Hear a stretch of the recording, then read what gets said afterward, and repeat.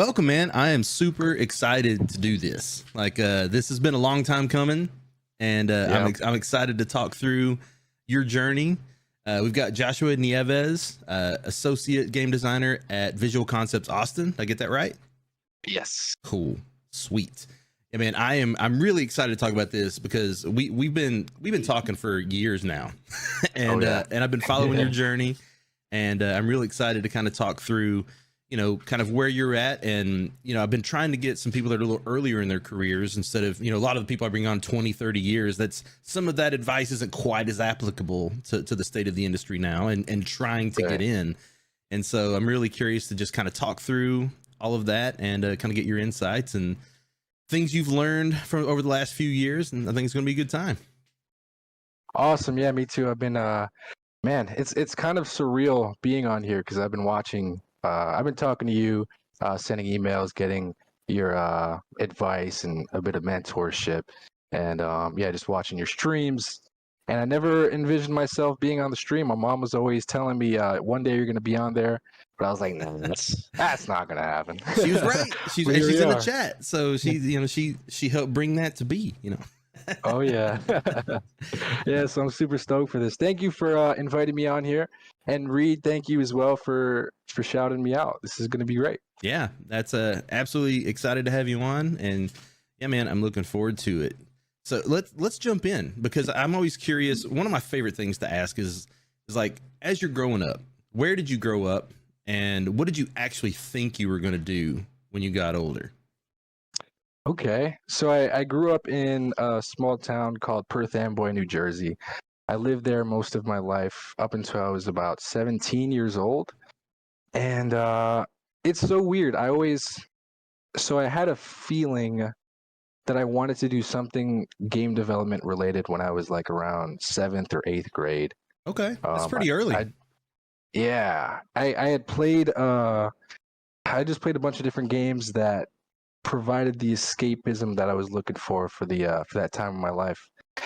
And yeah, there were just a couple key games that it really resonated with me, and I was like, man, is this possible for human beings to do, or is this like artificially created through like some robots? I don't know. What were those games? Like what games really resonated with you? I'd say Skyrim resonated with me the most. Okay.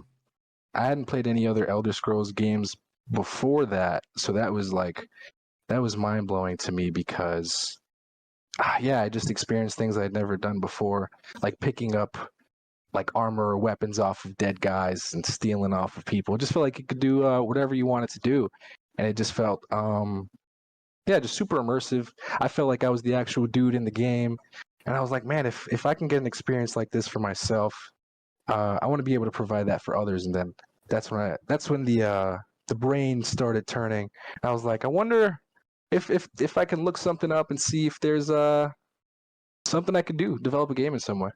Yeah, man, you saying Skyrim, at first I'm like, oh my gosh, Skyrim's not that old, but then I realized that game's almost 12 years old. Like that game has now been around for a while. Oh yeah. 12 years old and like 14 iterations maybe. Yeah, right. You can even play that thing on Alexa now. So people know that. That's right. They made that audio version where you could talk through it. So yeah, I tried that before too. That is mind blowing. It's wild. So it's funny because like that was the same kind of experience I had with the original Legend of Zelda way back in the day. But just that thought of like, I want to do something like this, like this is somebody's got to do it, right? Like, so why not me? And that I love though that's kind of like your initial thought. So as you're kind of moving through and graduating high school, what was your plan? Did you have a plan? Were you like trying to move toward that? I actually did have a plan. So my mom and we ended up looking up schools because I told her I wanted to do something, just see if there was a possibility to work in games somehow in any capacity. And it was my freshman year of high school, and we ended up Googling like game creation studios or schools or something like that. And it was my freshman year, and then we saw Full Sail University pop up, and we ended up calling, and I was like, hey, is there a possibility I can enroll? They're like, yeah, sure. Are you graduating soon? And I was like, well, I got about 3 or 4 more years. So not too far away. And they said, "Oh man, I appreciate your eagerness. Let's definitely keep in touch, and closer to your senior year, we can talk more about that." And that's exactly what happened. Towards the senior year, we reached out to Full Sail, and by my senior year, I ended up moving to Miami with my parents, and yeah, we were talking to Full Sail peeps. We ended up getting a tour, and then we made our way down, and my parents were just in awe. They toured the campus with me, and they were wondering if they could get in somehow. Man, Yeah, it's that place, insane. if you get it, you get it. Like, it feels like home if you get there and it feels right. Definitely. Yeah, it was such a big change of pace too, because in high school, not a lot of people are too passionate about game development, especially the way that I was, or even just playing video games in general. And if they were, they weren't super vocal about it. But going to Full Sail and seeing all the different people who were super passionate and very vocal about it, it just, yeah, it felt like home. Everyone I spoke to was a gamer, and they were super excited to get their hands dirty and make something cool. Yeah. So this is like 2017, 16, 17, somewhere in that neighborhood. 2016. 16. Yeah, that's when I enrolled. At that point, was it game designed or did you think game dev? Like, what was your kind of thought about what you wanted to do, or art? Like what were you coming in for? Right. So I had gone for game design. That's what I had enrolled in. But I was on the fence because I was like, man, game development sounds pretty cool too. And I know there's a lot of coding and scripting involved. And I was like, man, I don't see too much of that in the curriculum yet. And yeah, I was on the fence. I was thinking about switching over, but then I had a lot of game development folks saying that they had to do a math test. And so I decided to stick with game design. And yeah, I ended up writing it out. All right.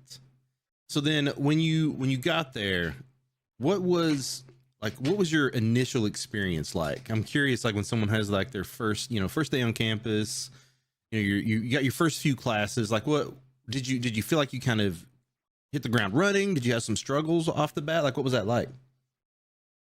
Um And were you I here feel alone? like- Like, did you move here by yourself to go? Right, yeah, I moved down here by myself. So my family was still in Florida or in Miami, and I also had some family already in Orlando, so they weren't too far away, maybe a That's good. 45-minute drive. That's cool. That's not bad. Yeah. And so a bit of a combination to answer that last question. I feel like I hit the ground running, but there was also a bit of an adjustment because Full Sail is it's super unique in that like every month is a class basically. And yeah, everything's just very condensed, and it gives you so much information all at once. You really have to, yeah, it's a huge adjustment in comparison to like high school life where you have a couple of months per semester.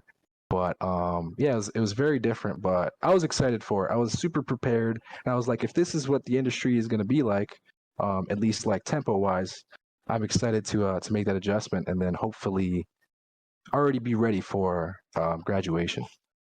Yeah, that actually was the thing that kind of taught me the most about that this industry was right for me, because the thing that I loved so much was like, it's a month, right? It's 4 weeks that builds in intensity. And so it's a lot like a game development cycle in a short time, right? That first week is about, let's build up, let's figure out what we're doing, let's make the plan. Right. A couple of weeks of like, all right, now we're in the plan, we're making the thing happen, we're learning the stuff. And that last week's like, you got a project due, you got a deadline, Exactly. you're killing it, and then it all starts over. And like that's what I love about game development. That cycle is great. Right, right. Yeah. It's like you come in, you create a new sprint, you have all your tasks, you get those done, and yeah, and then you just move on to the next thing. It's super fulfilling. Yeah, man, I love that part.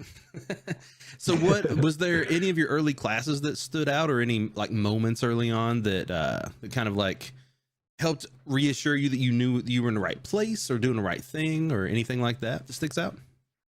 I think the people helped me understand that this was the right place to be more than anything, because there was just talking to a whole bunch of different people and expressing my passion and then them reciprocating that. And just talking about video games, it just felt like the right environment altogether. And I was like, man, creating these friendships and these bonds, and then coming together and creating something. I mean, at that point, it was still still very early, so we weren't creating too much at that point. But there had been some others who had previous experience in maybe different schools, and they were showing off some projects, and I was like, oh man, I can't wait till I get to that level. Nice. So what let's talk about the last half of your time there. Starting with, like, you know, where your portfolio classes build up and you're starting to like really make things that are going to show, you know, what your skill set is like. What was that experience like for you? So that experience was it was super fun, but also difficult, but great as a learning experience because I did a lot of failing, which equaled a lot of learning. Not failing in classes, but like attempting to create something the way I had envisioned it in my head at the beginning of the month, and then looking at that versus what it ended up being at the end.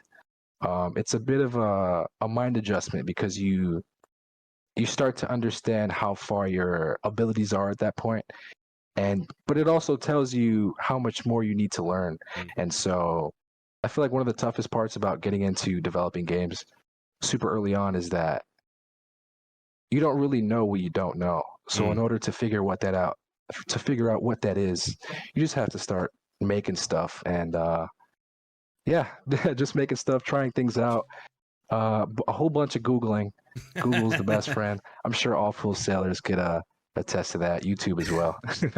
That never changes, by the way. Like throughout your entire career, you're going to continue to Google things on a constant basis because we can't remember all that. You know what I mean? Like there's just so much stuff going on. Especially, I'll also be like, oh, you know what? I did something like this once before. Let me go back and look at that and see if I can utilize that exact script again. And many times I have. Right. And yeah, that's something that I wish I learned super early on. I learned that it's okay to reuse some of your previous works and incorporate that into your new stuff so that you don't have to build it from the ground up. And yes, you don't have to build it from the ground up and just continue making the thing that you really want to do. Because for me, I didn't want to be a major coder or a super big scripter or anything. I just wanted to make something really cool. But for whatever reason, I convinced myself that all of my code needed to be very efficient. But in reality, what I wanted to do is create prototypes and display off the best of my my ideas, I guess. My favorite combo classes in that degree was level design, where you got to take and build your own, like your first level, right? Like you and you're given us a suite of tools and mechanics, and you have to build up this level. And I don't even know at that point if you find out that when you move into Project and Portfolio 3, that you're now going to be sometimes randomly picked or grouped with other people that did the same thing, and you have to now make this big cohesive experience out of your levels, stringing them together. Right. And it's really like the first big group project too, which is kind of eye-opening for a lot of people. So do you remember much about that? Like what that experience was like for you? I think I remember a bit of it. Yeah, it was interesting because we all had these different things and we had to find a way to make it make sense. And but I think that it inspired innovation, which I think a lot of developers, a lot of big indie developers are doing. And or in the same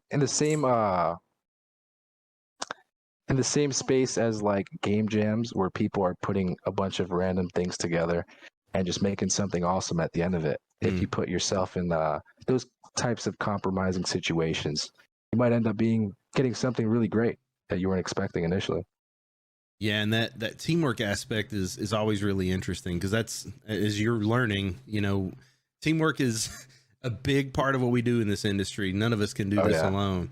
And it's really interesting to see the collaboration, I want this, you want that. How do we come to a compromise? And especially with like these individual levels and talking about like there was a unique vision of each one, Now, where do we make those give and takes, right? So like, oh, this guy's mechanic that we're all using, their version is the best. So now we need to kind of take that and spread it across, you know, and those kind of discussions. Those are the things that we talk about all the time in game development. Oh yeah.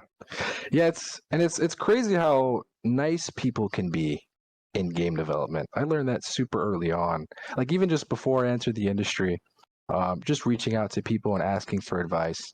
And then when I entered the industry, um, meeting all these different people who were super cool and very friendly and open to um, just helping each other out, answering questions. It was weird because I've never met people nicer than this. I didn't know they exist, and there's so many of them. I'm like, who's the guy? Who's the guy who's supposed to ruin it? I know it's coming, but it hasn't come. There are a few of those. There are a few of those bad apples, but it's usually the old crotchety guys that are like back in my day. But the truth is, you're right though. This industry is just filled with people that are at least like willing to help, right? Right. Some people are more forthcoming with it than others, right? But I haven't met anyone at this point that when I asked about something that they didn't at least give me some information and, you know, or point me in the right direction. And that's been super huge. And it's a really good way to kind of make connections and learn about companies too. Right. Yeah, I haven't met anyone that whenever I asked a question, they just immediately shut me out and say, sorry, pal, can't help you. Right. That would suck when it does, though. And I noticed that Eddie Putty in the chat, he mentioned scraps. Was that what you were referring to? Because I think that, I think that was the first project that I was like, whoa, we're really making something here. Just designing that level, it felt super cool. I had family and friends test it out, and they were just like in awe. It was great. That's awesome. I don't hear much about people having family and friends test their levels. That's a really good idea. What when you did that, what were you? Was it more of like a hey, see what I've done, or was it a I can get feedback about something from someone that hasn't seen it, or both? A bit of both, yeah. So I was working on my projects. I think it was at my sister's house when I was working on the Scraps project, and my mom was there, my nephew, a whole bunch of different family were hanging around, and yeah, I was just making something, and I wanted them to test it out. And I think there was actually a homework assignment where it said that you needed to get some feedback from people. But I also just wanted to gauge the way that they interacted with the level. And I think one of the restrictions was that you weren't able to communicate during the play test. And I noticed that I had done a bad job initially with just the initial controls, because I remember my mom was play testing and she was struggling for a while. She didn't really have a good handle on the controls. Maybe that's just because she's not a gamer. But yeah, it was still super fun to see. Whenever I gave her a little nudge in the right direction, she ended up doing a good job, and it was cool. It was just awesome to watch. Yeah, it's always interesting with things like a focus test, because that's kind of what's happening, you know, anytime you have someone try it. But like in the industry, we would do them, and we'll bring in a group of diverse people to try some piece of content that we've created. And I always think about this time at Volition where there was a dude that was easily in his 80s. And he came in and he looked at a controller like he'd never seen one before.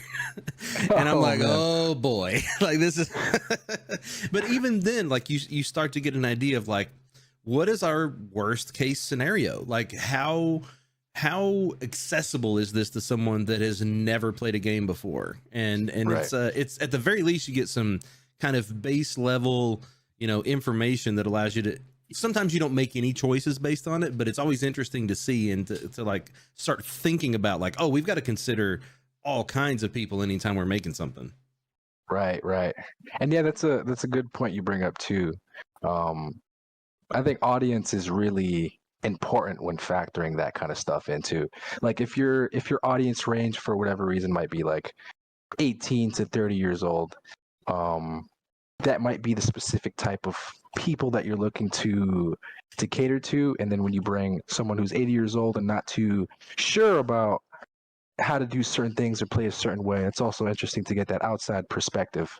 But yeah, like you said, you might not always use that feedback, but it's always cool to get that additional one for just to have it on file. Yeah, and and the thing you'll also find is the longer you do this, the more you get of that information, just kind of like like you learn more about this, it starts to influence your decisions, and you start to make quicker decisions because you're like, oh, very quickly, this thing is not going to be good for people that don't know how to play games. And if we're trying to be accessible and bring a broader audience, that's something we want to make sure that we're taking care of. And it's really interesting. Like now that I'm like 22 years into doing this, I think about how quickly I'll come to certain decisions where I'm like, man, if this were the beginning of my career, I would spin my wheels on this for hours, maybe days, trying to figure out the right choice. And now I'm like, oh, it's clearly going to be this.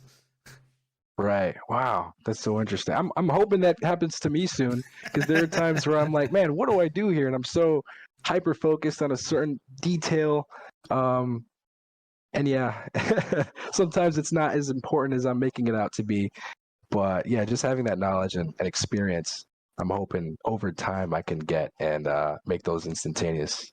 What do you call it? Just making the right call at the quick time. Exactly. And the truth is, the speed of the call isn't always the important thing, right? Because sometimes the right thing to do is like talk to multiple people, get their feedback on the situation. And this is when we were talking at Hall of Fame last week in a couple of panels that I did, where the thing that I try to get people to understand is that as a designer, especially, empathy is like your biggest skill, because you need to be thinking about like every other person on the team and how is this decision going to impact them, or whatever choice we're making is going to impact their work, because it might be a day's work for you, but the thing we're talking about is a week for someone else, or maybe impossible based on the time they have. And those are the conversations you got to always be having. The thing with experience that you get is you come in with a better idea of what the potential problems are and like a rough idea of what it's going to take for people to do it. But man, that still, you've always got to have those conversations either way. Yeah.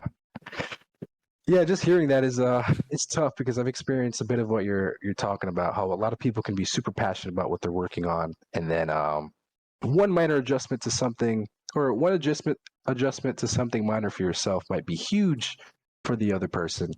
And that's always great to consider. Yeah, absolutely. All right, so let's start talking about your last few months in school. So let's say you're like in your capstone. What was your capstone project like? What did you guys do? What was your team like? Oh man, those are some of my my fondest moments. We had the A team, I like to think, because we had, our project was called Honor Brawl, and I think we recreated the game about 3 times throughout our capstone, which isn't ideal for any full but sailors, it's not uncommon. Yeah. So we had something like Dark Souls, or no, we ended up having a 2D platformer for our first month, and our second month we ended up transitioning to a Dark Souls styled game. And then our third month, or maybe towards the end of our second month, we had solidified the idea of us having a third-person tower defense game. And yeah, that was really cool. It was a great experience. I think we were the first class to be able to choose who our teammates were, because before then, I think they were randomly assigned. Okay. And there were a bunch of us folks who were really close, and we had bonded a lot over the past few months, or over the past year during our time at Full Sail. And we came together. We were like, okay, cool, let's make a really awesome game. Some of the people are in the chat now that I actually went to, that I was involved with for that capstone project. Mm-hmm. And I think the best part of it was it was like the friendships, the camaraderie, the working together, and having similar ideas, and a lot of empathy for each other and understanding. And not always, but there was a most of the time there was a good understanding of how the project should go. And all in all, it was really fun. And yeah, a lot of times I look back on that time and I'm like, man, I want to go back, relive those moments, just to hang out with those people again. One of those people I'm actually roommates with, so I can hang out with him whenever. Nice. But the other people, it'd be really cool to work on other projects with. And yeah, it's interesting. Like the whole, like, the thing that you have to keep in mind in something like a capstone project, and for those that are new to kind of the full sale method, the last 4 to 5 months is their final project, where they like design something, they prototype it, they move through, and they build the thing. The 3 games that you just described that you started with and ended up are very different things. So that's I have a few questions about that. But the interesting thing is, like, it's a whole bunch of personalities, right? Like, everybody kind of has their own objectives and the way that they view things, what they've learned over the last, part of their degree. But then also, you got to remember, everybody is also learning at the same time, right? Like, you're learning all this development, you're learning how to work in teams using these skills, and it can come together to be like a glorious mess most of the time, right? Which is not unlike most game development projects, right? Like, every project, even professionally, has these moments where you're like, are we doing the right thing? Like, is this choice we're making the right thing? Do you know? Do I know? I don't know. Like it's those kind of conversations. And when you're learning, it becomes even harder, right? And so I'm kind of curious, like, what caused such big swings in the type of game that you were making? Because you're talking like a platformer to a Souls game to a tower defense, right? Like, those are big changes for something like that. Agreed. Yeah, the huge changes. The first month, I think, so I remember the first month initially we had to adhere to certain, I think a certain genre, and I think we chose platformer. And within that first week, we had gotten the basics down of what the curriculum had required of us. And then we were like, you know what? We're not too interested in a platformer. We want to create something a little more different. And we were almost kind of gauging, I think some other people who are in my class as well on different teams are in the chat as well. But they're about to find out that we were gauging them a little bit just to see what kind of projects that they were making. And we wanted to make something different. I think a few different groups in the class had made some similar projects. And we were like, man, we have to make something. We have to go all out. We have to create something crazy. And so we decided to go the third person route. And that's when we were like, you know what? Let's create Dark Souls. I think we just started off with the player character, and we started creating different enemies in the game. And yeah, it's so weird. It's hard to recall because it is a mess, like you mentioned. So many different conflicting ideas, and we were just throwing as much as we could, but trying to make it as cool as possible. And then we eventually switched to the tower defense from the Dark Souls game, because when we moved towards the Dark Souls-like game, we noticed that it was way too big of a scope. And we had to scope it down, and tower defense just made the most sense. We noticed that a Souls-like game needed a lot more attention to detail in terms of like level design.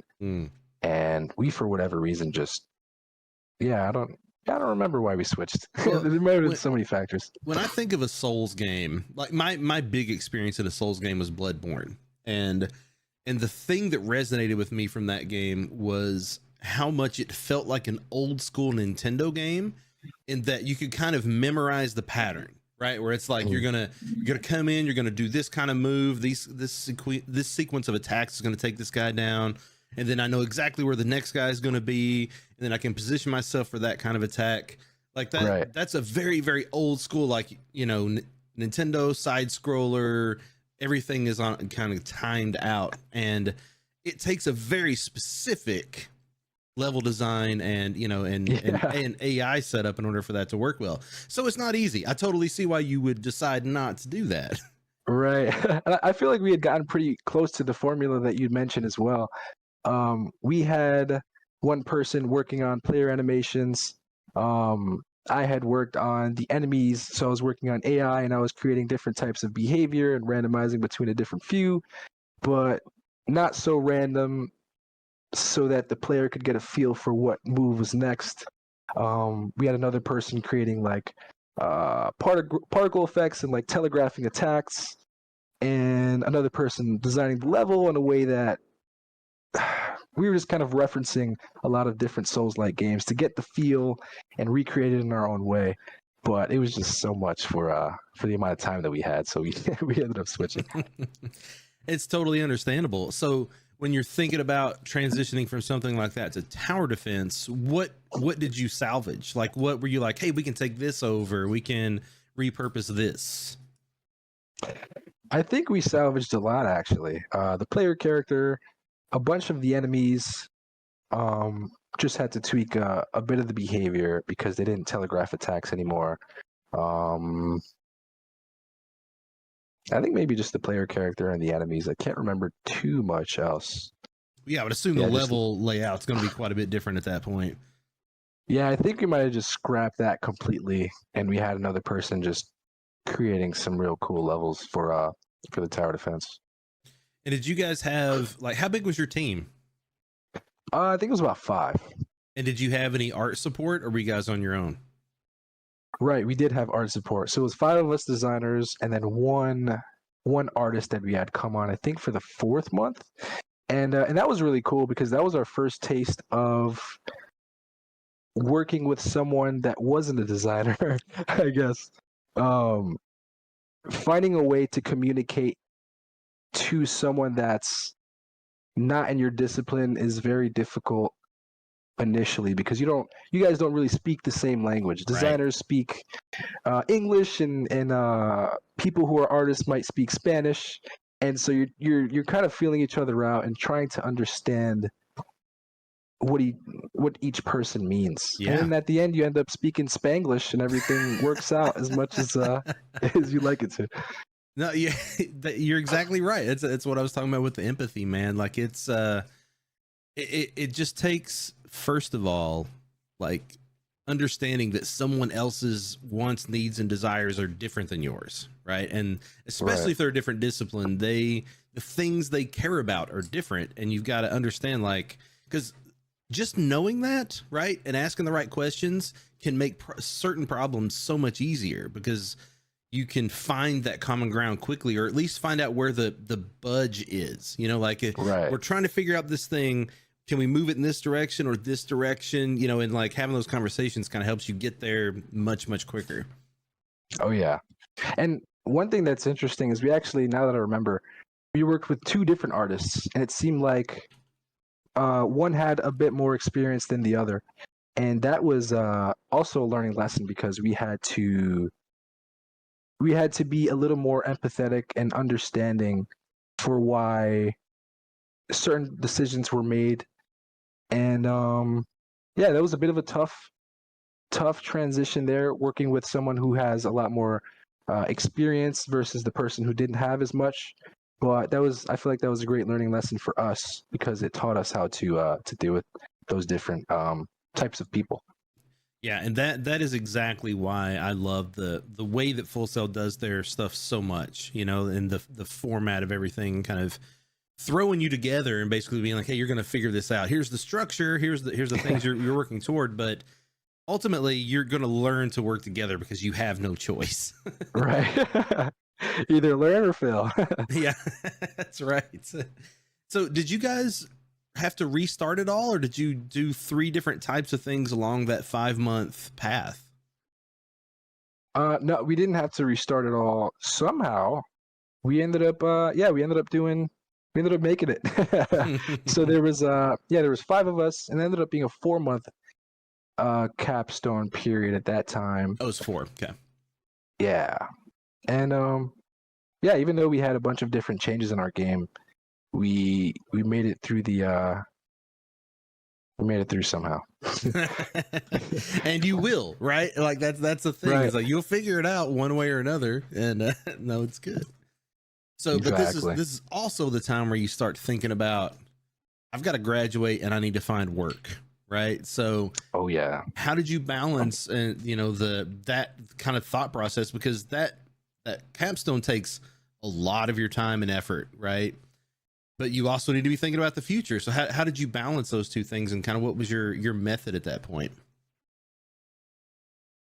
Um, yeah, that was that was a big transition as well because you go from focusing all your time and effort into your own personal projects on top of school projects, and then you come to the realization that the real world is coming pretty quickly, and you have to start making some moves. You have to build out your resume, and you don't really know what that looks like yet. And you also have to create games so that you can put on your portfolio, so that when jobs look at you, they see that you did more than just the baseline effort. And so I don't know what it was. I think a couple of different people inspired me. Lionel actually in the chat, he inspired me. We were in the same class, and he had worked on I think a mobile game. I don't remember. He worked on a few different things, and I was like, whoa, he's doing something really cool, and he's working through the capstone, and he's got something under his belt. And I was like, man, I've got to start doing something because I love you, buddy, but we're competition now. No, but it was really cool. He motivated me a bit, and yeah, I think that piece lit a fire in me, and I was like, man, he's definitely going to be one of the people. At that time, I was thinking he's definitely going to be one of the people that make it in the industry. And if that's what a person needs to do to get in the industry, then I have to follow suit. And I started making my own thing. Even though it was horrible, I made it anyways, and I think that's what counted the most, just getting something done. Yeah, it's really interesting because like your guys' class, and then so I was only in the classroom for like a year, like physically. A lot of what I did when I was teaching was online classes. So there was like this year of classes, but your guys' class and then a couple around you guys were like really, really interesting to me because a lot of you ended up in the industry. Like, Right. and it's been really nice to kind of see your different paths and how you got there. And but it's it's not always that way, right? Like you look around and there's sometimes 30 other people around you, and you're gauging your competition just like you were talking about, and you're like, if I'm not better than all of these people, there's a chance that they're going to get picked over me. So like you said, then that kind of lights a fire under you. Right. Yeah. And not to jump the gun too quickly, but that leads me to like a certain way of thinking for me post graduation, where anytime I would feel demotivated or I just didn't feel like working on any personal projects at that time, I was like, you know what? Think about the person. There's got to be somebody out there that's working 10 times harder than you. That's going to be that guy. That's going to be the guy that gets the job. And I was just comparing myself to a lot of imaginary people, which isn't always the best, but I think it was good for me at that time because it pushed me to continue creating and not faltering. Man, that's a really good mindset because I need that motivation myself, right? Like it's easy for me to I can just like not do anything real easily. You know what I mean? Like I can zone out and just sit and just like whatever. But when I'm thinking about, what my goals are and I get excited about a certain thing, like that's the things that can get you going. But man, it means it can do a lot for you when you got the right motivation. Right. I think having other people who are in that same mindset or just super motivated to get something done.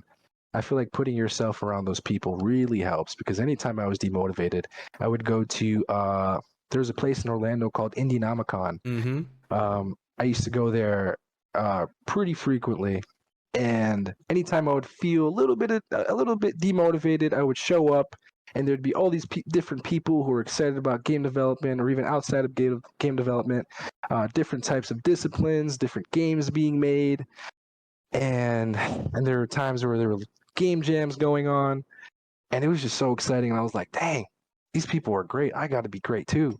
And anytime I received compliments from people who I thought were awesome, I was just like, what? An awesome person's calling me awesome. I must be around that same level, maybe, or at least a small percentage of it. And I just, it kept pushing me, kept me going. Man, that's awesome. Yeah, for those that don't know, Indienomicon's like a group of game developers, usually independent game developers in the Orlando area that kind of have regular meetups and get to know each other and help promote each other's stuff and work together. Like it's a cool little group. So as you're at graduation, what are things like? You graduate, you're looking for that first job. Talk us through like what that was like for you. Right. So even before graduation, I did have an interview at the time. But man, was I not prepared. I thought I might have been a little overconfident, or I underestimated myself, or I overestimated my interviewing abilities. So Does that mean you thought you were going to like hit the ground running? You were going to be good to go? Like, is that? yeah. Yeah, I thought I was going to hit the ground running. So I ended up interviewing for a QA position at a AAA company, and the questions weren't even too difficult. I think they were just trying to gauge whether or not I was sane. And I think if I would have displayed sane behavior, I would have I would have made it. Wait a minute, man. How did you not display sane behavior? What happened? So, man, I was super nervous going in, and I had just filled my head with all these different ideas, and I was just so stoked about the game industry that I was like, oh man, this is it. It's now or never. You got to make this. You got to make this happen. Whole family's counting on you, and once you make it, you're set for the rest of your life. And I was just building it up more and more. And the closer it got to interview time, my heart was beating faster and faster. And I got to the room, or I met with the person who who was like the liaison to take me to the interviewer. Mm-hmm. And man, it was just the worst. You could tell that I was so nervous. He said something to me, and I answered it in a way that made absolutely no sense. Like I wasn't even listening to him. Yeah, it was crazy. And then I went to the interviewers, or I went to the area where the interview was going to happen. And I was just rambling. I don't know if you've seen The Office, but there's a scene where Michael Scott he's talking and he has no idea where he's going, but he just continues until he eventually gets to whatever he wants to say. That's what I was doing. I was talking and I was hoping that I found it along the way, but it never came. And they were like, all right, pal, we'll have a good one. We'll be in touch. I was devastated. Oh no. Yeah. I know exactly what you're talking about. I've watched the Office multiple times, and but I also know what you're talking about from the fumbling aspect, right? So, just to give you some insight, I think I start every conversation the way that you're talking. Like I start off with like, I'm gonna get to a point eventually. I usually get to that point, which is nice. But man, right. I totally get what it would be like if you don't arrive there. That would be very frustrating. It's terrifying because in your head, it's sort of like an outer body experience where you're looking at yourself talking and you can't help yourself. It's just like, come on, man, like say something, anything. It doesn't matter. Just end it. But I think now I feel like I have a better understanding of how to go about those types of conversations because I'm not afraid. I think I was afraid to cut myself off. Yeah. Because now if I'm talking and I'm rambling and I notice I'm rambling and I'm like, you know what? That didn't really make sense. Let me rephrase. And that helps me a little bit, taking one step back and then 2 steps forward. Yeah, man. So that doesn't feel good. Right. So what was your thoughts coming out of that? Were you like, you know what, I know how I can improve this, or were you feeling defeated? Like what was your next steps? So I was like, you know what, let's take a couple of weeks to feel defeated and then we can do something about this. So I felt pretty bad for a while, and then I can't really remember too vividly, but I think I was just like, you know what? Put yourself in a position to never fail again. And I'm not I wasn't the best communicator and I wasn't the best interviewer, but I can make up for that in some of the work I can do. Like just Mm. make as much awesome content as you can, polish as much as possible. Make your work look so good so that when you interview, they're like, he's not all up there, but his work's looking nice. But yeah, I ended up polishing my work, and then I also polished my speaking skills. And I think over time, it did take a while, but over time, I think I got the hang of it, and that's what led me to the job I'm at now. We got a really good suggestion in the chat from my buddy Ryan saying it's okay to say, hold on, I feel like I'm getting off track. Can you reframe the question so I can make sure I'm answering it properly? And Oh, that's genius. And I'll do that too. I'll just be like, what was the question again? Like, Right. But the way he words it is way better, right? Like, Oh yeah, because it makes it seem like they were the problem. right? Yeah. Why are you letting me just keep talking? Like, no, it's a good one. I actually had somebody ask me this week about the opposite. They're like, whenever they get asked a question, they need a moment to kind of process the question and then think about kind of what their response is going to be. And they're concerned that they might seem like they're taking too long to answer, that kind of thing. And I told him, I was like, listen, the truth is what really matters most is your answer. Right. And but we're also looking at how you process information. And if you just tell me, hey, let me think about that a second, or, you know, or just let me know that you're thinking it through instead of just like sitting there staring at me like I don't know what's going on, you know, like that kind of situation, you're going to be fine. Really. It's totally, we all get it. We all know people get nervous. We know we need to think through things. And I've worked with people that, you know, obviously this won't work in an interview, but sometimes we'll have a conversation about something and the response is, let me think that through and get back to you. Right. That's a perfectly reasonable thing to do, you know, in a normal work environment. And like making kind of a truncated version of that for as you're talking through an interview, I think is a perfectly fine thing to do.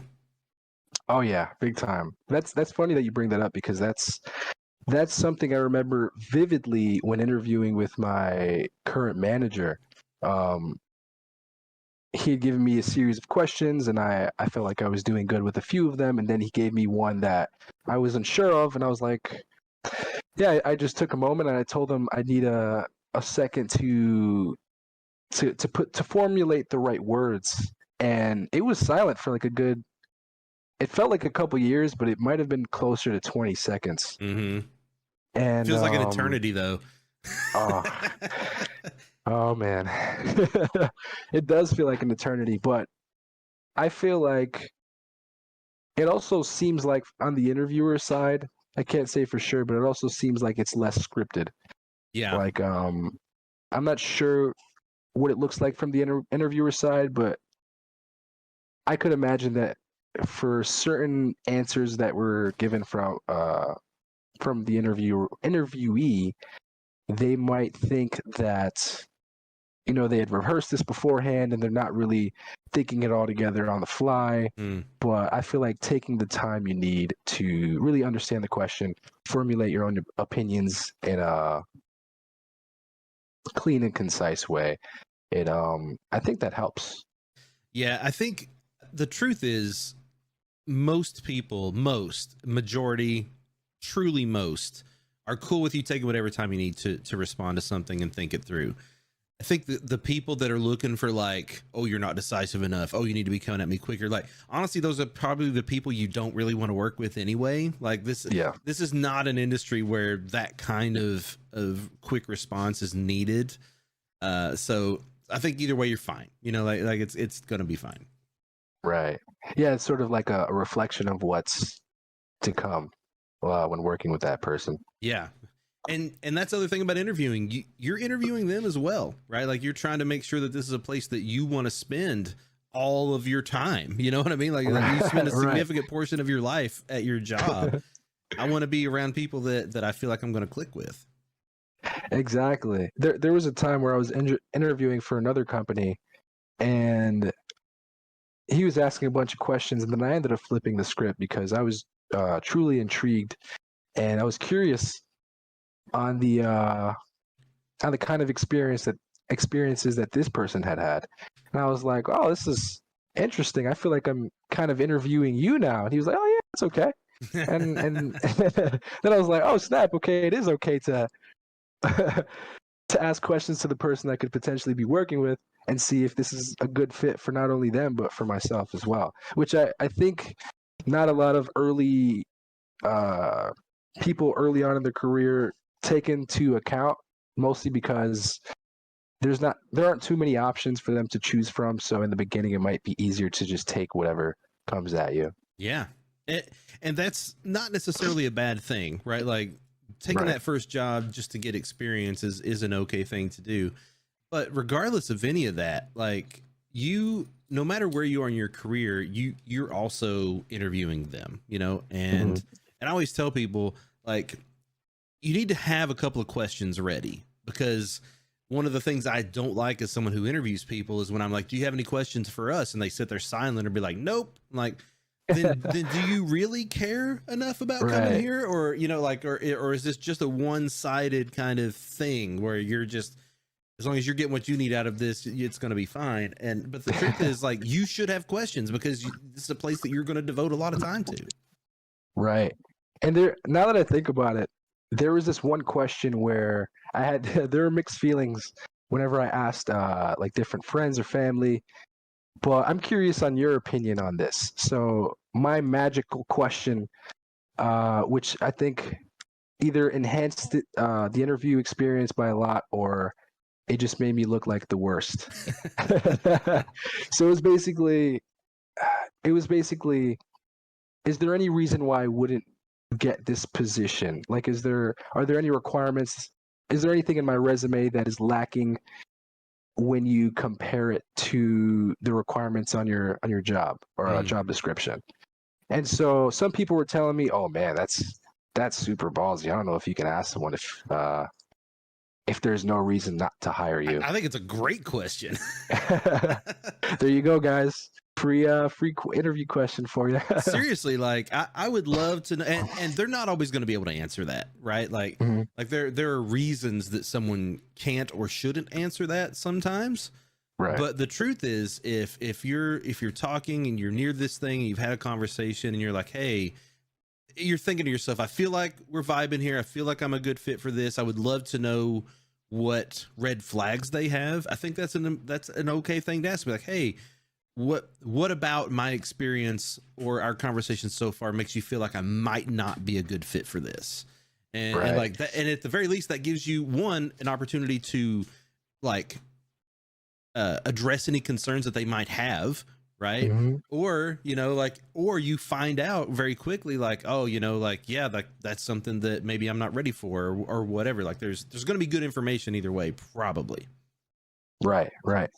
And where I found that too, they mentioned if you ask that question and they say we don't have a reason why we shouldn't hire you, then they should just hire you. Right. Yeah. Like, well, then I think we're done here. I'll expect your offer letter at the end of the night. And you might get it, right? Sometimes that kind of conversation is taken pretty well.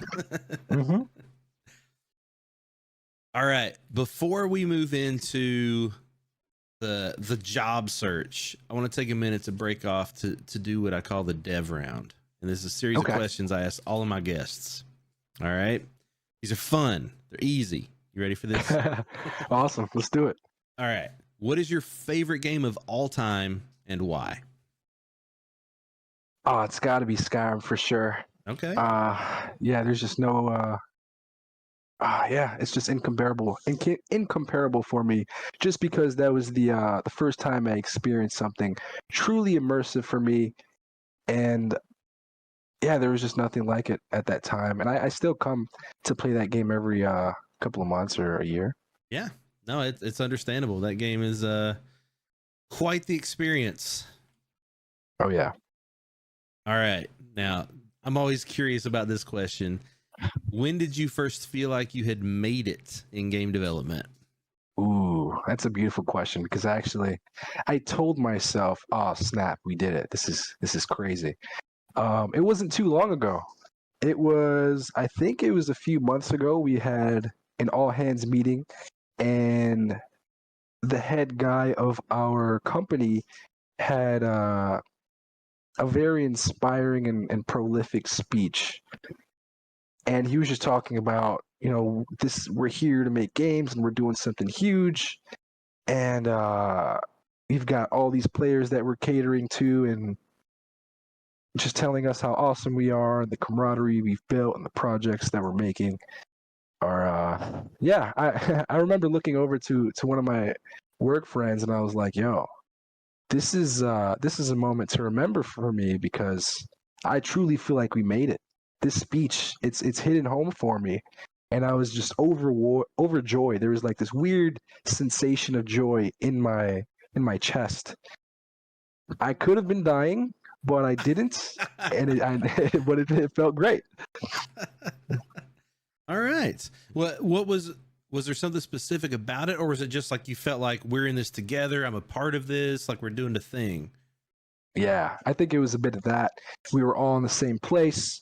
The office had just opened up, and I think this was one of the first times we had truly all come together post COVID, and yeah, it was just this huge speech, kind of ceremonious, and yeah, all of the things he was saying was just resonating with me so deeply, and I was like, oh man, this is crazy. All right, that sounds good. I like it. All right, next, what is your passion in game development? It's such a broad question too, so there's so many different answers I can have for this. It's a bit cheesy, but it's just kind of creating a positive experience for the players. I don't know if you're looking for something more specific in terms of like technical ability or no, whatever floats your boat. Yeah, so I think just creating the best experience for the players in any capacity. It's really cool, because last year, after we had released a game that I had worked on quite heavily, that was the first time I had gone through the entire dev cycle, and post-release we were able to look at different streams and YouTube videos and Reddit comments, and we were like, holy smokes, this is it. This is happening. It just felt so good to see a bunch of positive reviews and even negative reviews, but negative in a positive light, because some people were like, oh man, this is tough, and other people were coming together and kind of building a community and helping each other work through certain things that felt tough in that moment. And oh yeah, it's so great. And one of the things that really feels good when I was working on projects independently, something that sticks out so deeply in my mind is whenever my nephew Jeremiah would play one of my video games. He just seemed with anything I made, he was just like, oh man, this is so awesome, and he was just super eager to play the next game. I just thinking back on the memories warms my heart, and yeah, it's reigniting even the passion even now. That's awesome. I really like that. That's good. All right, let's see. No, it's I ask passion broadly because I think it can go a lot of different ways, right? And I think at different points in your career, it's going to mean different things. Like the thing that I realized this deep into the career for me is that problem solving is what I really love and what I'm good at, right? And every day there's a new problem. It can be a problem I'm solving in a couple of hours, or it's a game-wide problem that I need to help find a solution to. Like but at least like that's where I feel like my heart is, you know what I mean? Like that's where I feel really good, is when I get that opportunity to solve a problem on some scale, and the bigger it is, the better it feels. So I'm always curious to hear like what people love, what excites you. Yeah. All right, this is what advice would, and I'm really curious to hear this because you are younger in your career. You were like 3 years in, somewhere in that roughly in that neighborhood, right? Almost 2 years. Okay, 2 years. So what advice would you give to someone who's looking for their first job in the industry? What advice would I give to someone? So one thing, it kind of leads into what you're asking. But one big chunk of advice, like if I could talk to myself a couple years in the past, I would just say, hey man, make like the worst games possible, which is a spin on it's a bit of a spin on like the generic advice that people usually give, which is just and it's very important too, which is make games. Continue making games as much as possible. But the reason why I say make bad games is because I feel like it takes less pressure off of you as a developer, because you kind of set some sort of standard for yourself where you're like, you know what, if I'm going to make a game, it's got to be X, Y, and Z. And if it doesn't meet X, Y, and Z, then it's just, there's no point in making it. And so I think that people should intentionally make bad games so that they could at least give themselves experience and then move on to the next project, make something bad as well. And maybe just continue doing that until you notice, oh, snap, I'm actually getting a handle on what game development is, how to code certain things, and how the ways that things intertwine with one another. And then you can continue to polish and make better games and even bigger of a bigger scope. Yeah, and even like we were talking about before, reusing things, even if you're making something that ends up being bad, there's probably something you learned there that you can move forward with and utilize in stuff that you make in the future. Oh yeah, 100%. And one other piece of advice too that really, really helped me shake off, like I mentioned, I was very fixated for whatever reason on being efficient with my code, even though I was a game designer who didn't really care about making my code efficient. I just wanted to create prototypes and show off these design ideas that I had, which was basically make one game a week or one game every 2 weeks or one game a month. So I think one thing that really impressed people when I was interviewing was I had a whole bunch of sticky notes on my walls. And it was basically, there was one side where I had a bunch of milestones for like my career as an independent developer at that time. And then another wall which had different projects that I wanted to make. And I continued to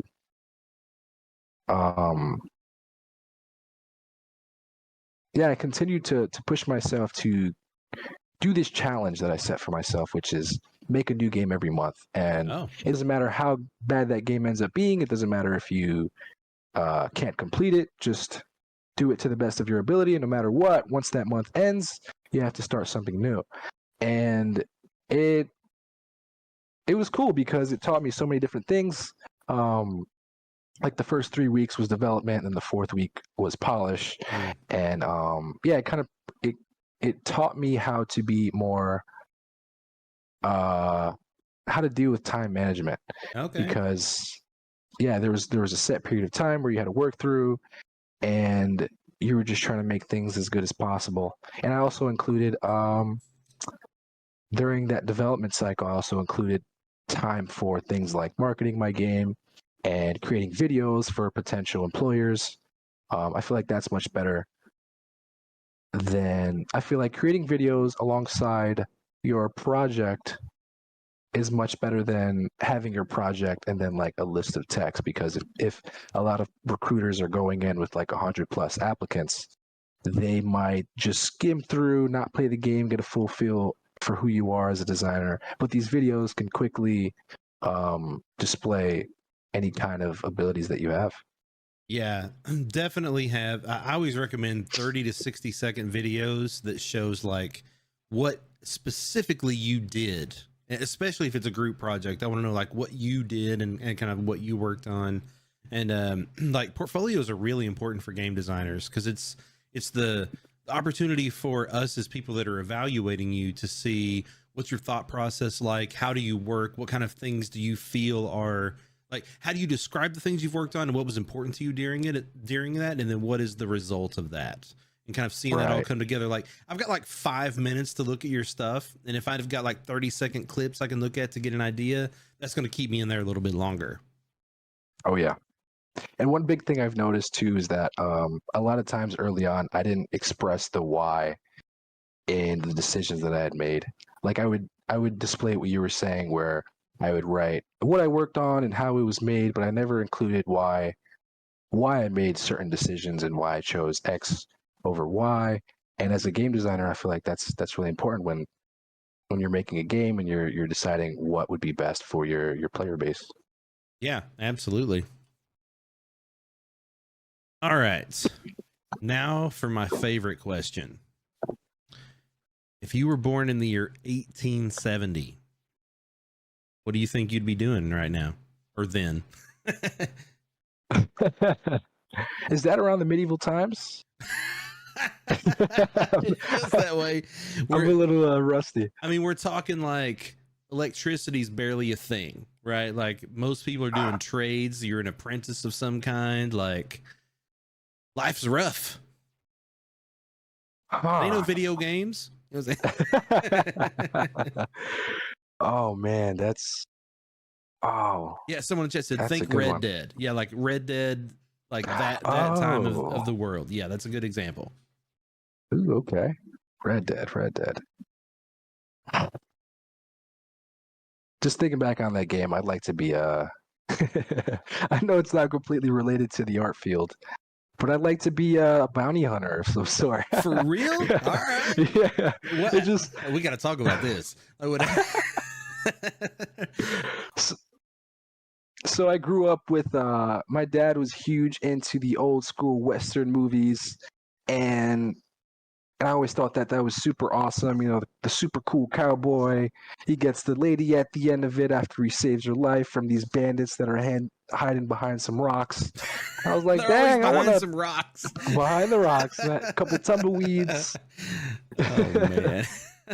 And yeah, that was super fascinating to me. And then comes along Red Dead Redemption, and I'm like living the dream through John Marston. And so, yeah, I guess that's always been in the back of my mind. And I could just see myself, going behind those rocks and taking some names. You're gonna lasso someone by the feet and drag them to the town, like? Oh yeah, time around the horse. Yeah. Oh man. What about you? I don't know if you've answered that before. You know, I've had several different answers in the past. Like part of me feels like I would be in architecture of some kind. Like I'm not a super like detailed person, but I love to build things. So maybe some kind of like, you know, some kind of construction or some kind of thing. Like my dad lays brick. Like that's been his whole career is in masonry. So maybe something along those lines, because he and I both love to build things. Nice. So probably something in that realm. Okay, cool. I don't know, man. I like the bounty hunter idea. So here's a weird thing. Like, do you ever feel like in your soul, like in your being, that you were like somewhere in your past, whether it was like previous lives or somewhere in your ancestry, that you were made for something? Do you ever have that kind of feeling? Like, oh, my family's always been a blah, like for thousands of years. Like, do you ever get a feeling like that? Because I think I was like, my family upline, whatever it was like some kind of hunters. Like it was, right. they were protecting the tribe. Like I don't know how much of it's just like ADHD and like me constantly like looking out for threats and constantly being aware of my surroundings, that kind of thing. But there's something that feels right about like I'm really super like into something while I'm doing it, which feels right about like I'm either protecting or hunting or gathering, something like that. And then the rest of the time I just want to fuck off. Like I don't want to do anything at all ever. Right. I want to relax. Oh man. I wish I had a better answer, but I don't. I don't no. I'm just curious. Like this. Yeah. I don't say this is like, oh, well, clearly like we all have these feelings. It was more of like maybe somebody else thinks like that. Right. Oh man. I wish maybe that's something I can think on. And then I'd be like, you know what? I think I could have flown one of the first prototypes of an airplane. Something crazy. Yeah, no. Dude, you want to be one of the first people to fly? That's what you like. Yeah, I can picture all the failures now. Our ancestors didn't last too long, I'd imagine. Oh man, that's I love that. All right, let's think about the future. Let's think about the year 2070. What do you think you would be doing if you were entering the workforce, what is that, 50 years from now? Think about what technology is going to be like, how much it's changed over the last 30 years. Yeah.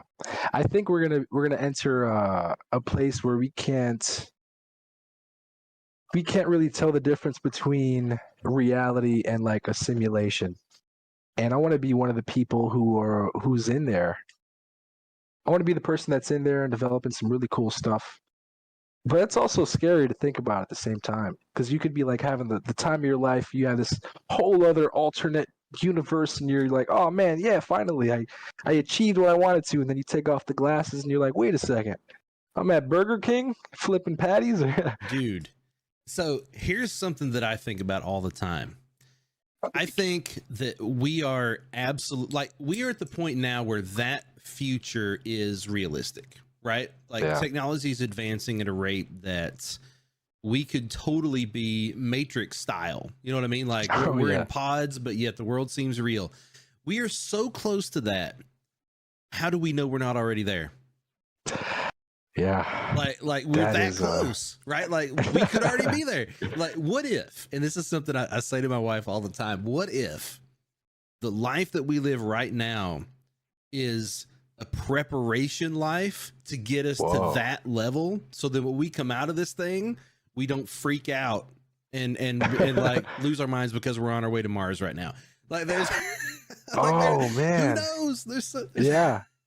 So are you saying, like, say you've lived out your entire life and you've gone through all these experiences, and then you're 90 years old, you pass away, and then you wake up and are you reliving that same life? No, but choosing different. At this point, like in this example, you wake up and you're like, oh, we're at that, like all that was a simulation. Like now I'm not 90, I'm 20 years old, and now I'm ready for whatever the state of the world actually is. Just like think of how much stuff has happened in the last like 50 years. Like, and how wild it is. Like 50 more, who knows? I don't know. Man, that's scary. I love conversations like that. Yeah. I do We're in a simulation right now.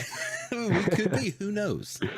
Who knows? We could die, wake up with VR goggles. Like, oh man, that really was a good game. Yeah.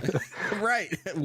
Man, if this is the game though, there's parts of this game that are really boring. You know what I'm saying? Like we need to amp it up a little bit. Like you need to get QA on this ASAP. All right, next question. Who do you recommend to come on the show next? Ooh, I actually have two people. Oh, if I could. What you got? Yeah. Sorry, pals, to put you on the spot. The first one is Edward Putbreeze. All right. I think he would bring a lot of value to the stream. He's got so many unique experiences. That's actually my roommate. I think he's watching at the moment. And a second person, Devin Robina. Yep. Man, this guy is awesome. He probably the most hardworking person I've ever met in my entire life. That dude, man, he's just so dedicated to his craft. Every time you see the thing that he puts into your hands, it's just mind blowing. I can't fathom it. So those are my peeps. Those are two great suggestions. I love it. Like Devin's already been on my list, especially because he changed career paths, right? And like he went from design to VFX and is killing it. So like I'm really curious to talk through that stuff. So he's definitely on my short list already. So that's good. That'd be great. Nice. Yeah, I'm excited to see him. Love it. We're gonna make both of those happen. I'm curious, what was like as you're graduated, you're now like, oh, I didn't get that first thing that I tried to get, right? It didn't go as well as I hoped. What's next? Like what was your next step? Where did you head from there? I think so post-graduation, I was really confident that I would get something. So I was like, let me give it 3 months. That should be enough time. No, wait, what do you mean? What do you mean 3 months? Was this 3 months to prepare for the next time you interviewed, or like what were you thinking at that point? Just 3 months to get a job. I see. What? Okay. You're going to do it in 3 months. Gotcha. Right. Like, something will line up in 3 months. I won't have to work too hard. But but yeah, that didn't that didn't happen. And I was like, you know what? Let's give it another 3 months. That should be all it takes. So Now, but what was happening? Let's talk through that first 3 months. You set yourself a goal. What did that mean for you? Was that just a motivating factor for you, or was it more of like I'm giving myself 3 months so I don't feel too much pressure about the situation? Because each of us have our own way of dealing with, rejection and potential, opportunities, and how we're going to deal with that stuff. Right. So at that point, once I got rejected, I had spoken to a bunch of different people about it, family, friends, career advisors, and they just told me to put myself back out there. And I think that's what I had done. I just kept looking at different projects, or I kept looking at different websites with a bunch of different job postings, Indeed, LinkedIn Jobs, and I think there's a specific website for Full Sail that has their own stuff.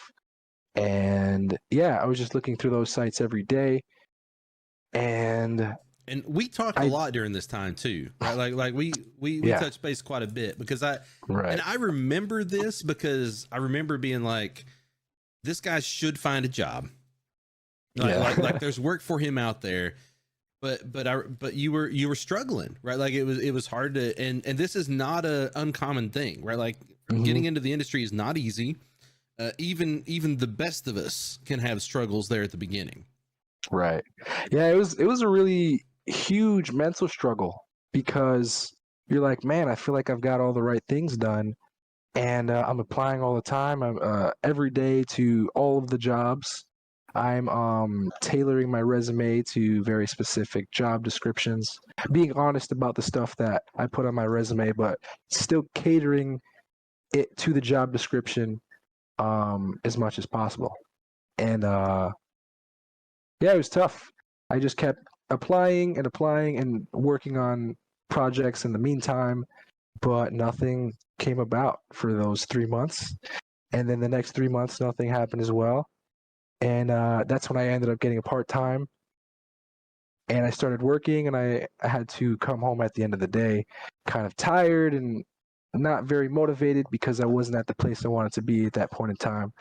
And by part-time, you mean something out of the industry, right? Just something to pay the bills. Yeah. Right. Like a cashier, or like a stock boy, or something at some random store. You got to do, man. Right? Like you got to pay the bills. And that's the thing that's tough, because like you're doing the thing to live, but then also how do you balance that time of like, when I get home, I'm now tired from doing the thing that I did, which wasn't fulfilling. And I've got to improve myself in a way to make myself more enticing to potential employers. Right. And the thing that I'm so glad happened with me, I don't know what was it that kind of changed, adjusted my mindset in that moment, but I worked for a job where I was on my feet 10 hours a day, every day, or for at least a couple of days a week. And it was just exhausting. It was super tough. I felt like I was basically running all day for 10 hours, just physically drained. My mind wasn't right. And I would come home, I'd go to sleep, and I'd wake up, and I'd have to do the same thing the next day. But that I think I was like, no, I can't do this. I so badly didn't want to be in the position that I was, and I so badly wanted to be in the industry, that I was like, no, we have to spin this in a way that I can push myself forward. And so I so badly didn't want to be in the position I was. And I was like, no, let me use this as extra fuel to continue working on different projects. And anytime I thought about the job that I had to go to later that day, I'm like, no way, let me put extra effort into this project, because eventually it's gonna complete, and I can put it on my resume or on my portfolio, and I can have these other people that I can reach out to and hopefully get a job. Man, I want to be clear about how difficult it can be to get that first job in the industry. Right. Like even just you coming out with 30 other people that came out the same month as you. Right. And then the next month had 30 more and 30 more. Right. And that's from one place. And there's like hundreds of universities in this country that are teaching game design. Right. So it's hard to stand out. It can be really Right. hard to stand out. But the truth is, like, and a lot of people in the same position where like they're trying, they're getting rejected. The people that succeed are the ones that keep at it, right? The ones that keep that goal in mind and understand like the way that I'm going to get hired is by making myself hireable, right? That's by improving my skills, by showing what my skills are, and basically keeping up and continuing that drive and that desire. It's tough. Like, you've got to pay bills and you've got to get better at what you want to do. Yeah. But you did it, man. Like you had the right mentality. You kept at it. And we talked many times over that search for you. And there were times I was like, man, thinking to myself, I'm like, how is this guy not hired yet? Right. Like I had that thought many times, but at the same time, I know there's not that many jobs out there sometimes. And especially when you're trying to get in. Yeah, exactly. And a lot of times, even if there are positions that are available, a lot of people like to trust in the people that are already in the industry because they have that track record behind them that kind of validates why they might be better suited than a person who came straight out of college and there's not really anyone to vouch for them.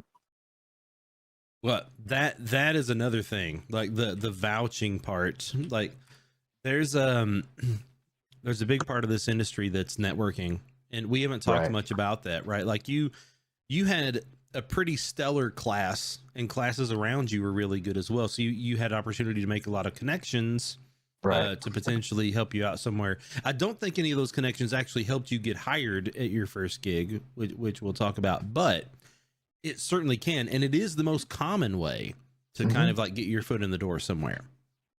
Right. Yeah, you guys didn't help me out at all. I can't believe you guys. Those bastards. Like, those son of a guns.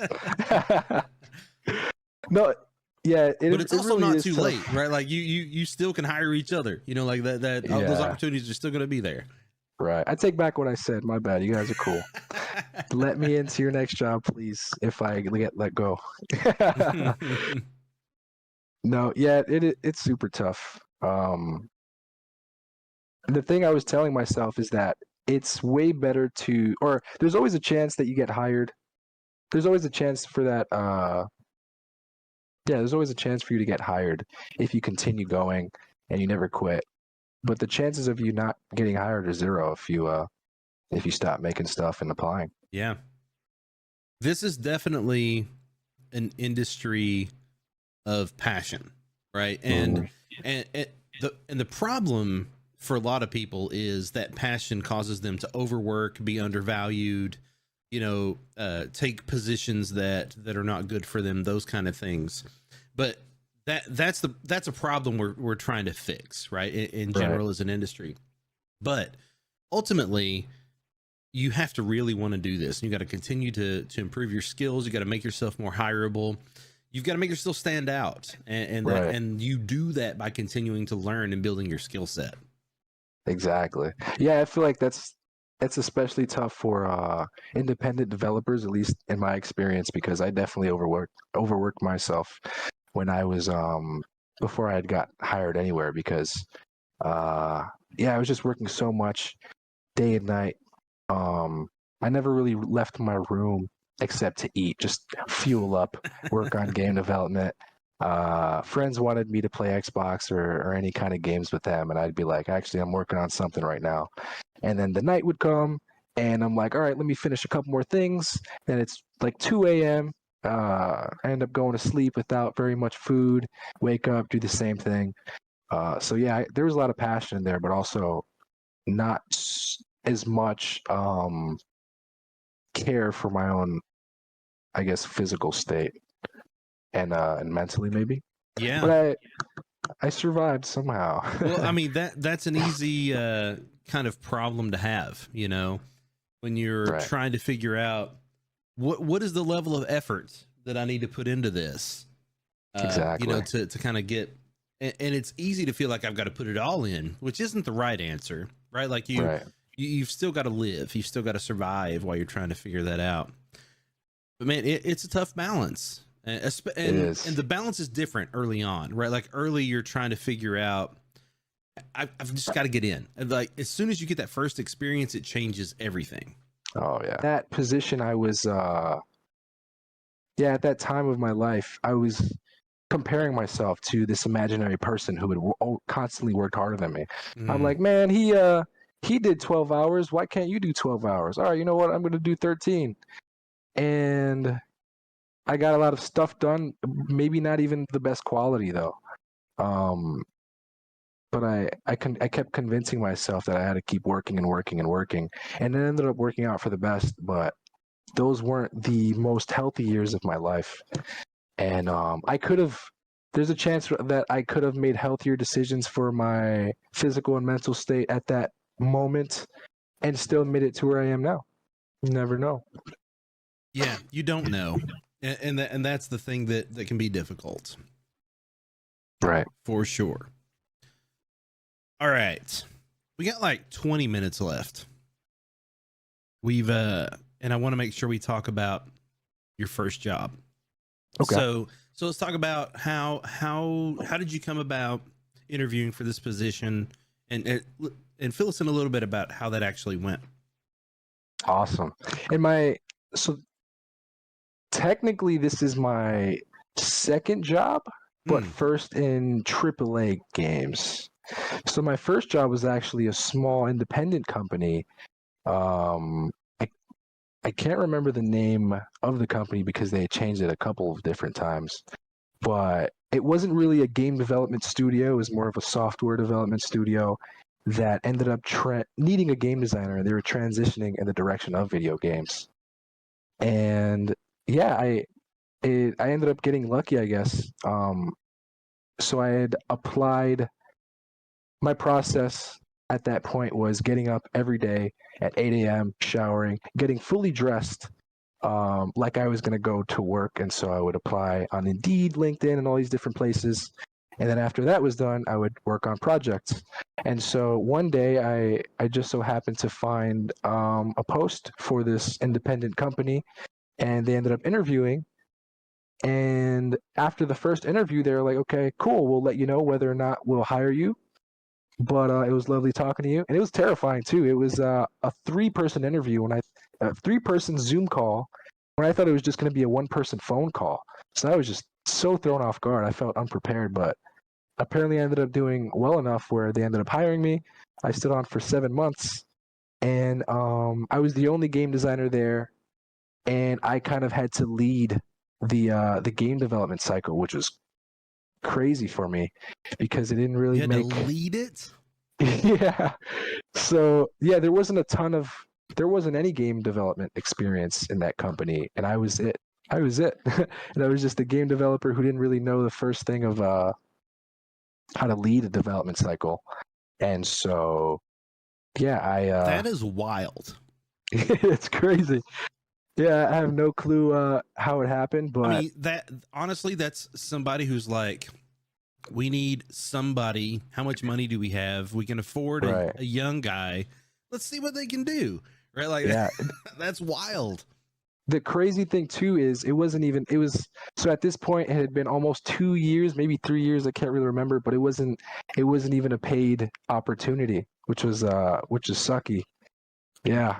Wait, what? It was an unpaid opportunity.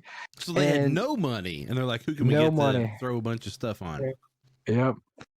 So no money. I was the only guy with any development experience, and yeah, they just threw me in. They said, hey, what kind of games can you make? And I was just making whatever I thought could be cool. And yeah, I ended up I ended up interviewing someone else for a game designer position the next week. So I have interview experience. Dude, at the very least, you got some great experience out of this. Yeah. And that was the whole thought behind working here. So I was like, you know what? I can either, and it's not, maybe you have a better idea of how people should go about this. Maybe it would be a good decision for them to do it. Maybe it wouldn't be. But for me, I felt like that was the right move to make, because in my head, I was like, I could either continue working on my own or continue working with someone else and say I have game development experience in a professional capacity. And so I ended up working with them, although it was unpaid. 7 months passed by, and yeah, I was like, you know what? It's not the best route for me. I need something that can pay me. And I was like, okay, cool. I've got the 7 months experience. So I reached out to a bunch of different connections, got a bunch of interviews, and unfortunately they didn't land, but they were a good opportunity for me to practice my interview skills. And I ended up creating that challenge for myself where I created a new game every month. And that was really cool. I ended up learning a lot. I stopped focusing on being efficient with my code and more just prototyping and getting all my design ideas out there. And yeah, I ended up finding my current job, NBA 2K, and it was awesome. Yeah, they were super impressed with that challenge I created. They loved the post-it notes, and I had interviewed with those people, and they were super nice. I'm yeah, curious awesome. about that. So, at what point during this did you decide you needed to find something different, and then how did you find that position and kind of get that first interview? So, towards the end of my time with that first company, I was in talks with people at the company, and it just I could tell that I had my time would be better placed elsewhere, I guess. Would be the best thing. Sure. What makes the most sense. And so I lost the question in the answering. Could you restate the question for me? What made you decide to make that move, like actually make the move? And then how did you find out about the position and actually get that interview to happen? Yeah, I decided to make the move because I felt like it just wasn't the best path for like growth. I wanted people who were they were awesome people, but they didn't have the experience. They didn't. I was looking for people who already had game development experience and sort of someone who could mentor me and lead me down the right path. And I was the only game designer there, so I kind of had to listen to myself, which yeah, I was just looking for more of that. And so after I decided to leave, I just started applying and doing the same things I was doing again, which was get up every day at 8 o'clock, shower, do everything I had to do, go on Indeed, LinkedIn Jobs, use the full sales site for jobs as well. After all that was done, I think I applied to at least 5 jobs a day, either on each site or maybe in total. And after all that was done, I would go straight to developing for about like 6 to 8 hours maybe. All right. And that would just be my cycle every day until I ended up getting an interview. Until I ended up applying on, I think, LinkedIn Jobs, which led me to interviewing with my current company.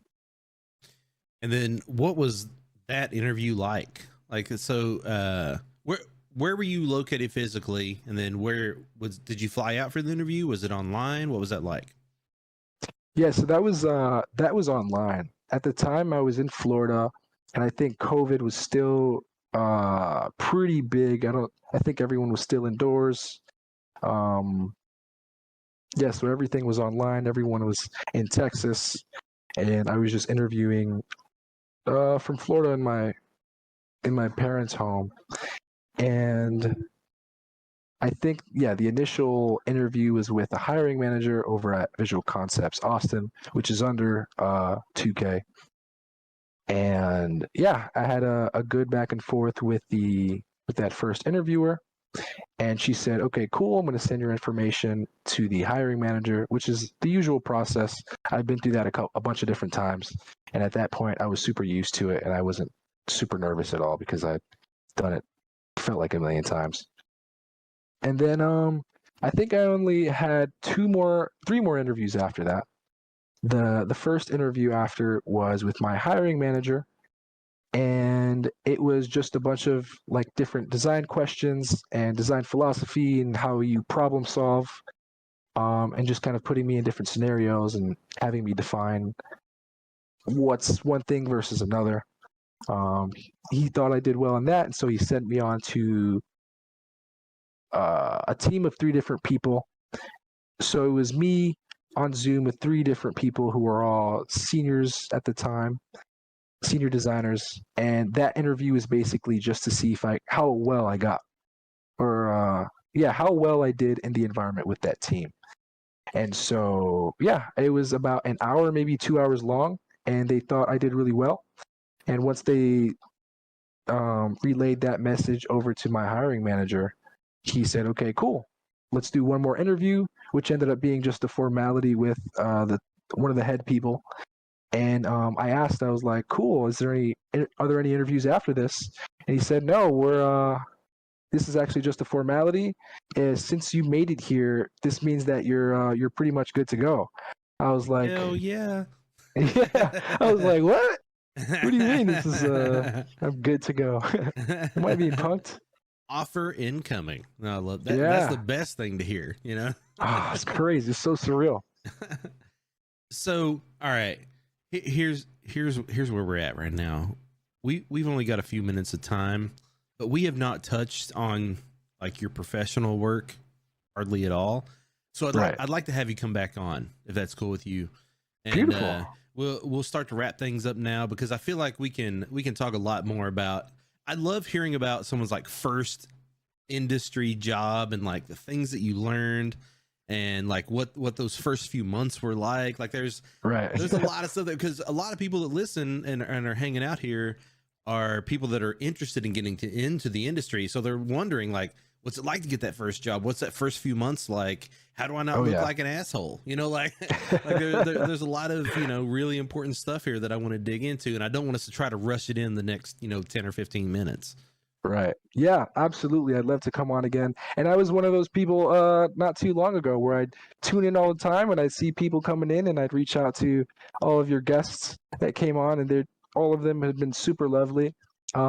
Miller, I had met through your podcast. I consider him one of my mentors, and he was great with so much information and reaching back out to me with just ways to improve myself. Beautiful, beautiful stuff.